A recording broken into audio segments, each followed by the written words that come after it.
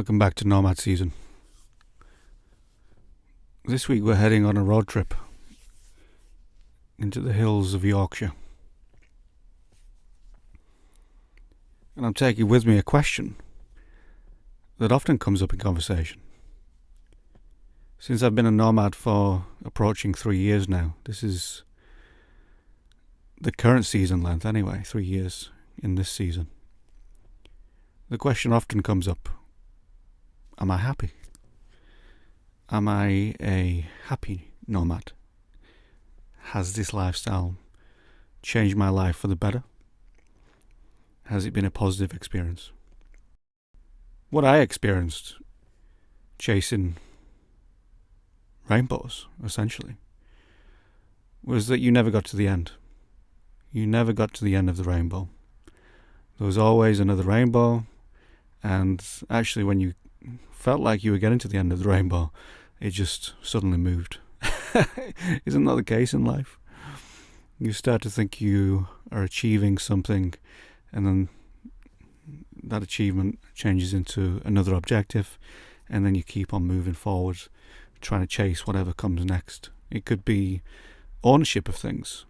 It could be promotion and advancement. It could be relationship goals. Constantly chasing. I wanted to break free from that cycle. I wanted to move into a place where I was attracting things, attracting experiences, attracting good things, manifesting the life that I wanted, and that got me excited to live every day. I wake up and I want to live that life. And for me, a nomad life is that thing. And it's always been that thing. I've just had to move from different seasons to navigate life like the rest of us. But I always come back to nomad life. It's always where I feel most alive. I feel most inspired, and it feels the most truthful to me. Happiness is fleeting. I think it's a state of mind that we experience from time to time, hopefully more than most, and hopefully more frequently than most. But it's a state of mind. It's not constant. We have good days, we have not so good days. But what's important to remember is the present moment and enjoying the experience, whatever experiences are brought our way. And that's what the nomad life constantly teaches me, to embrace the now, to live in the present moment, and to make the most of this human experience. What are you doing?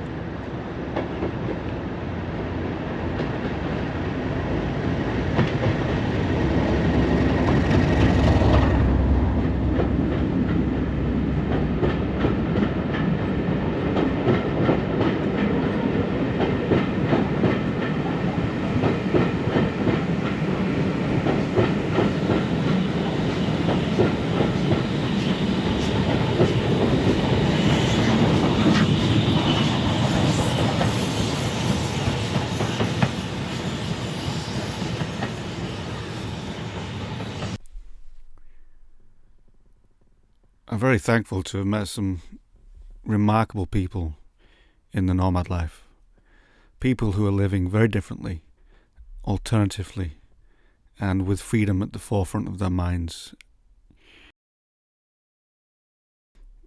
And I keep experiencing the same thing from this group of people, which is their openness to question things and challenge things, to challenge the status quo, to have a look at society and say, actually, there's some things here that just don't make a lot of sense, which is the conclusion I've been reaching for a long time now.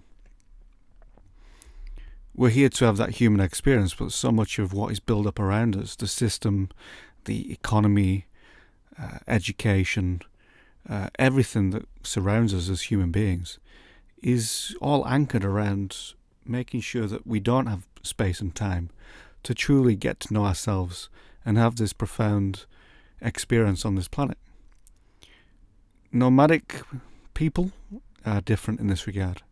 They embrace their freedom. They challenge the norm. And they will go against expectations.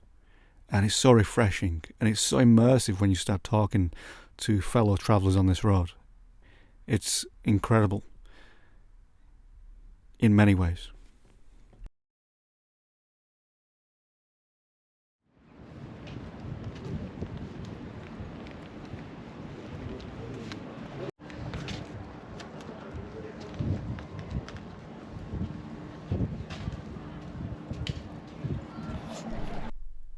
Charlotte Bradman, author of the book The Happy Nomad, showed me around the town, and we had a wonderful and immersive nomadic wander.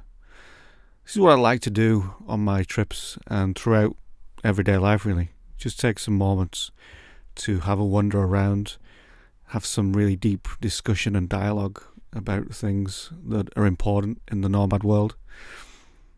And you really get a sense of the possibilities that are connected to this life, the amazing experiences that have been, that could be, and that are, and all of this encapsulated in the present moment.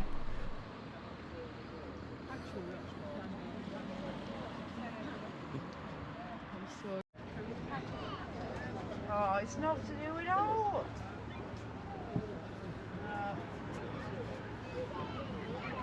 So my tummy, let's make it intimate, like.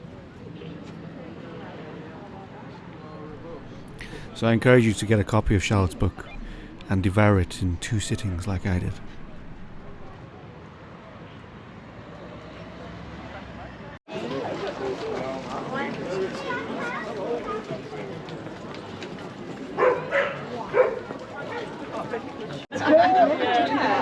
Such a gorgeous window.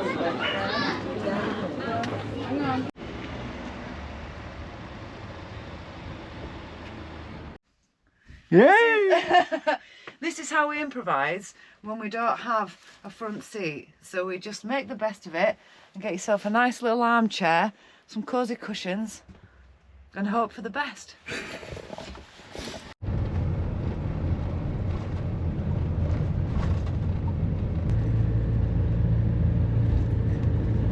So then you take a left up here.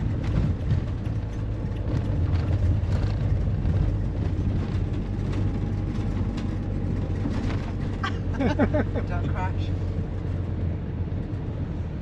So later on tonight, none of these cars will be here.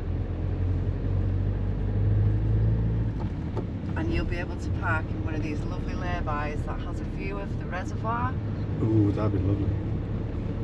But there's some other places I'll show you as well. So here is lay-by 1. With a lovely view over the rolling hills. And they're quiet. Yeah, these are fairly quiet, but I'll take you to the quietest one.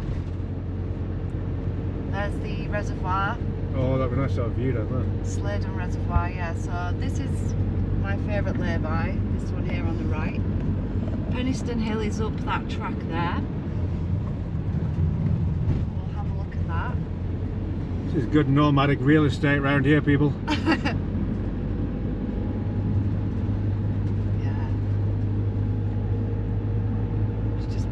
Absolutely beautiful. So this is another good. Oh, this is a good one. That's a good lay-by. But there are many more laybys. This is nomad paradise. Yeah. Got a whole town of us parked up here. This is how we nomad in England, people. You can keep your deserts. We've got our hills and our sheep. And our rain. And our rain. So this is another lay-by. Oh, that's prime time, that is. Absolute prime time. Beautiful little spot there. So I'm going to take you on to Penistone Hill just because I wouldn't advise staying there because people do go up and they park up and they smoke a doobie or two. So it can get quite busy, quite loud. You can So if you wanted to walk on at Bronte Waterfalls, that's the path. It's just one direct path all the way down through the moors to the waterfalls, and then you can walk back again on the same, look, Stonehill Country Park. Oh yeah. Enidstone.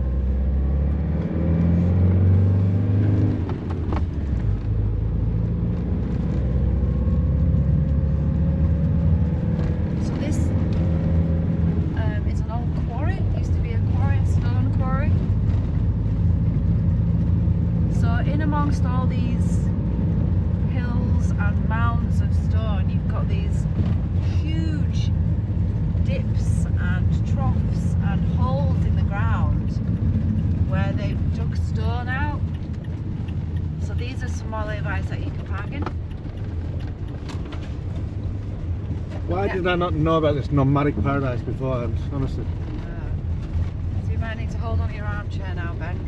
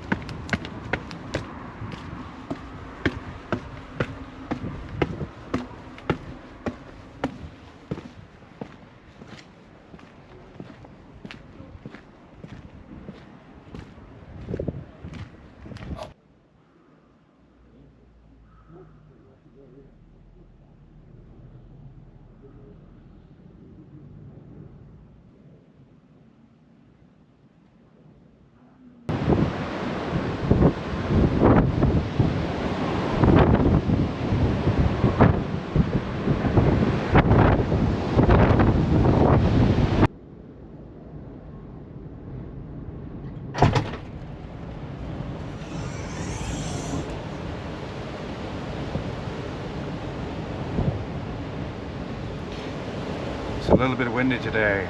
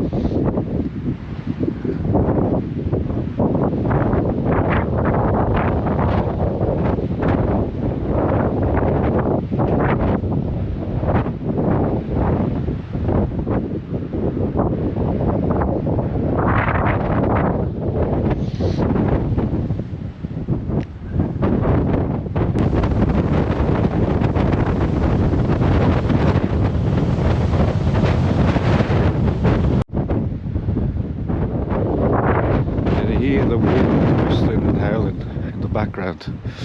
Well, actually it's probably in the foreground now. It was phenomenal. A phenomenal car camp on the top of these hills.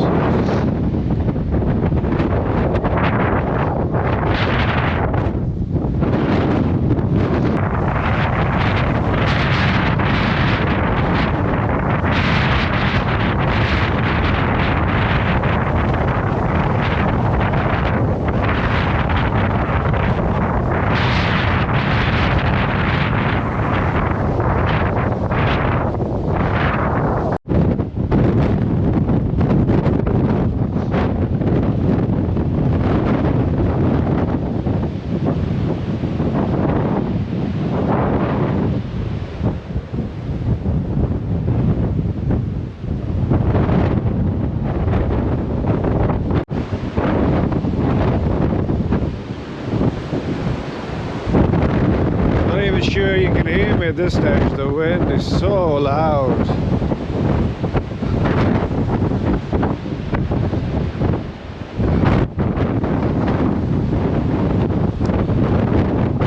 I think it's time for a cup of tea.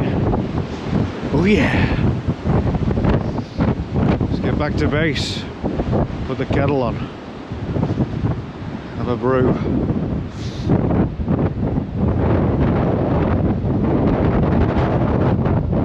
Some nice cereal for breakfast today as well.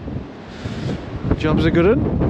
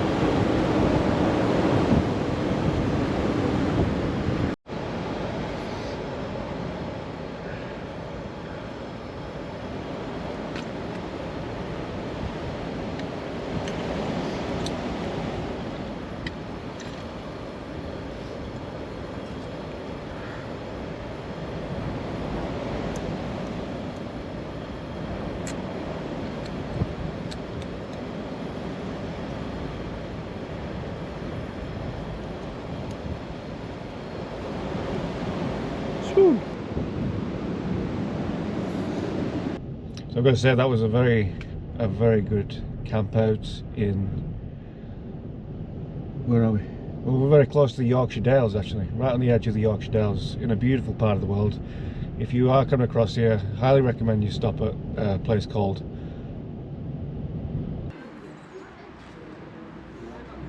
Well, that was a very windy, very rocky, stealth and wild camp in the middle of Yorkshire. But what a fantastic experience that was. To be with nature, to be in the wind all night. I've got to be honest, I slept like a baby. I don't know what it is about car camping, but I can completely relax, completely detach, and just really get comfortable in this small space. And it was amazing to experience that out in the wild here with the wind blowing a real gale. So I highly recommend you get out there and have your nomadic experiences on all the different parts of the world where you are, because they are, I don't know what it is, but you kind of feel alive when you're out here in the elements. You really do. Things take a turn when you come out here and you really get connected to nature. So we're going to head into the wind for a little bit of a walk up the mountain. Well, not a mountain, but up the hill here. Have a look what's on top. And yeah, good times.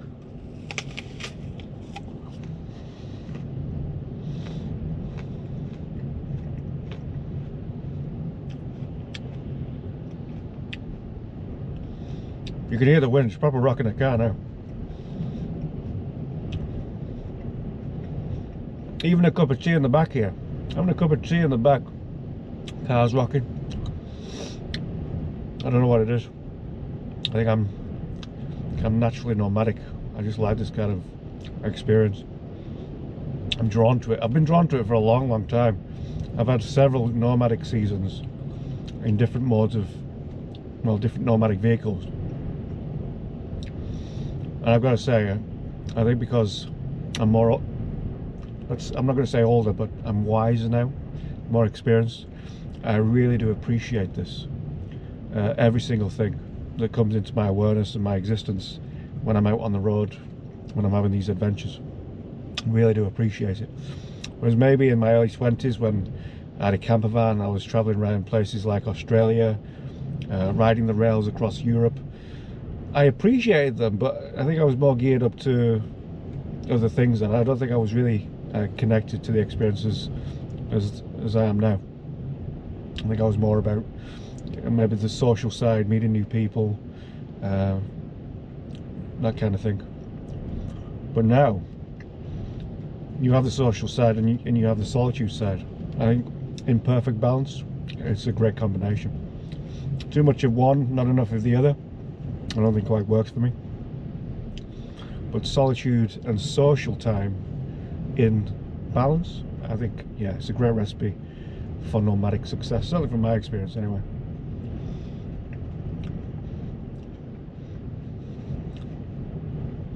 For me, I don't think there is any greater joy than arriving at a new town and just having a wander around, talking to people, getting to understand the local culture and customs and some of the local characters, meeting them,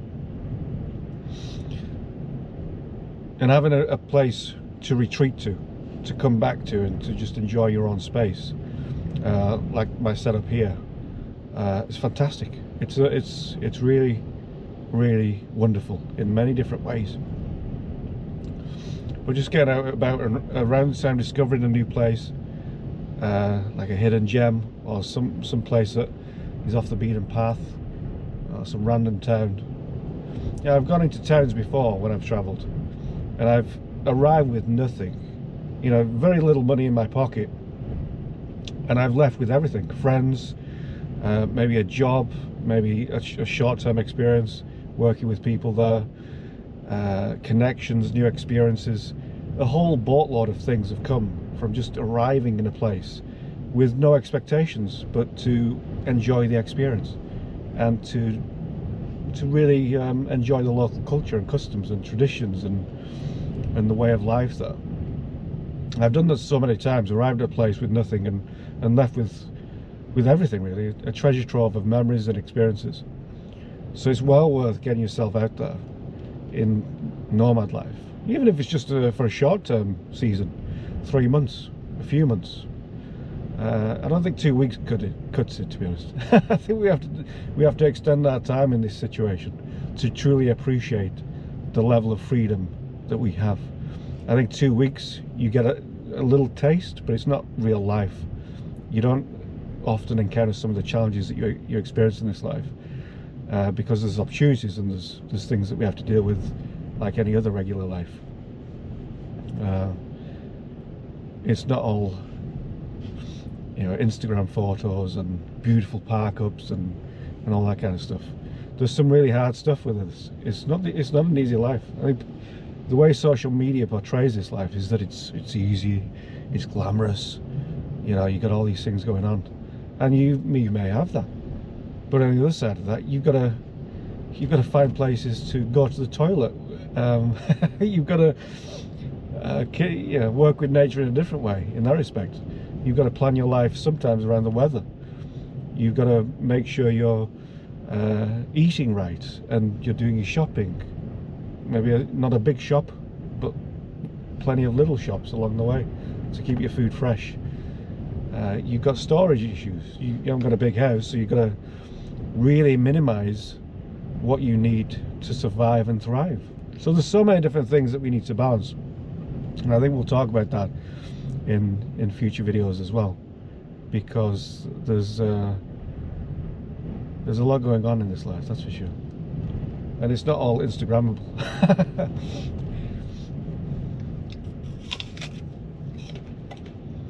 It still feels odd sat in my car laughing to myself. I hope you're laughing with me. That'd be nice.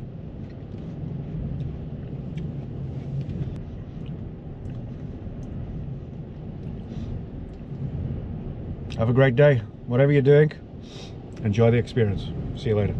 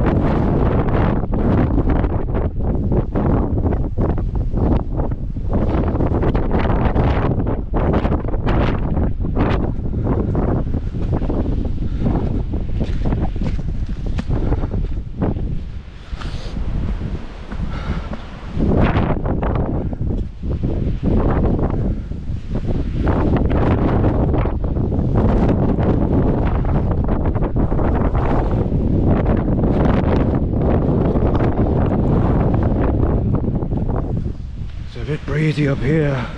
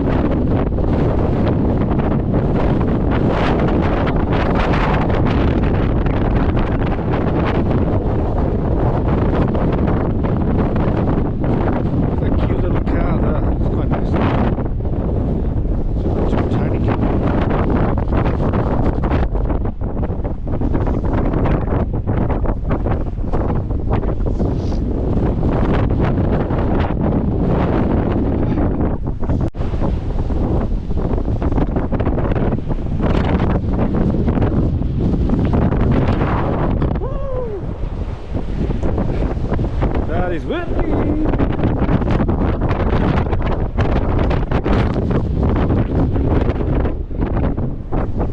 You ever seen anything more English than this? A cricket ground on top of a hill.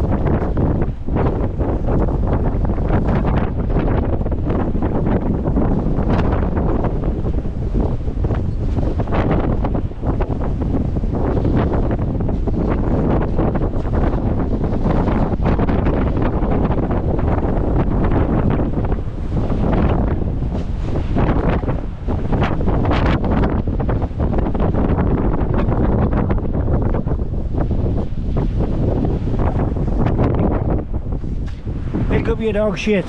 Pick up your dog crap. Ridiculous. Dirty boys.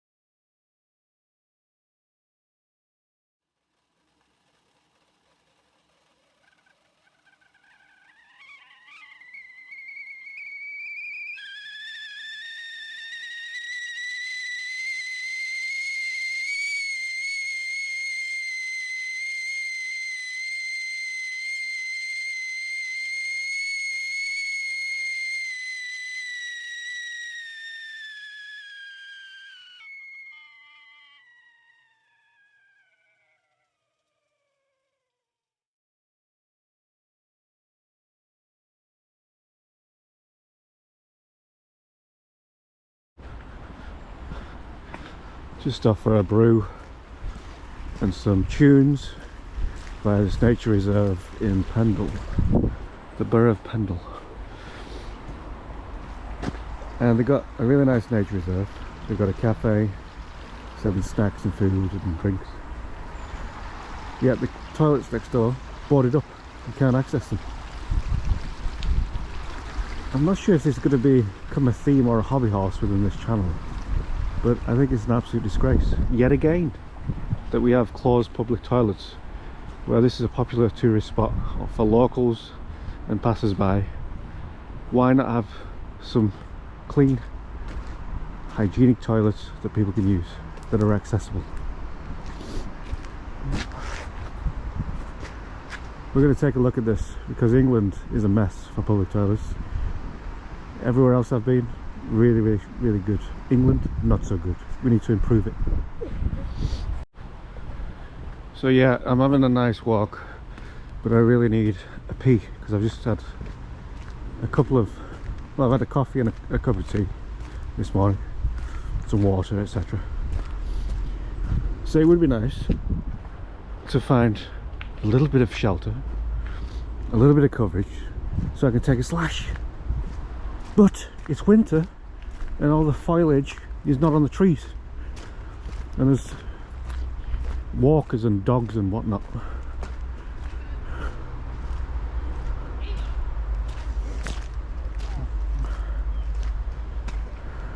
A frog will know where the local pea pots are. This is outrageous. Where's all the trees? It's got an open plain now with loads of walkers around. Can't find any trees big enough to take a slash in. But this does raise another issue in this country.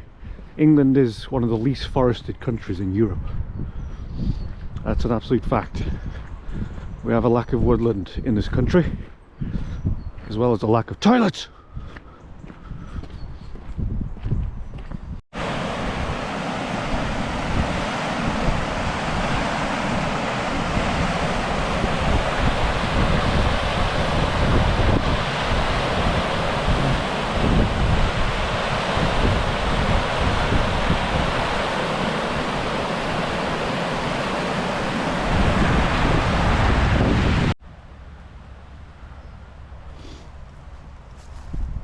Okay, just to bring you some closure about the pea situation.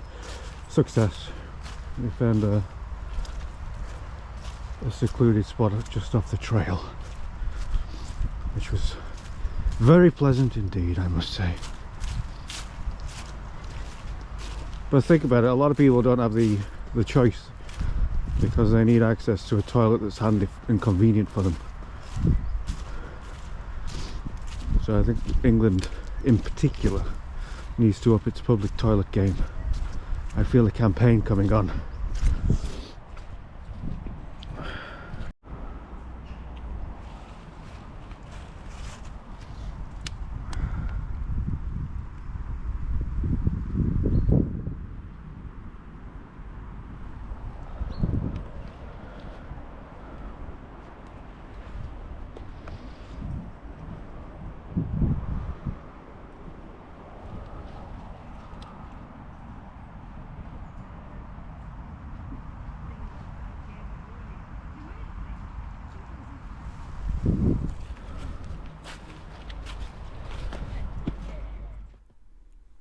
During this journey, we've considered happiness and we've considered appreciation for all the things that the nomad life brings to us.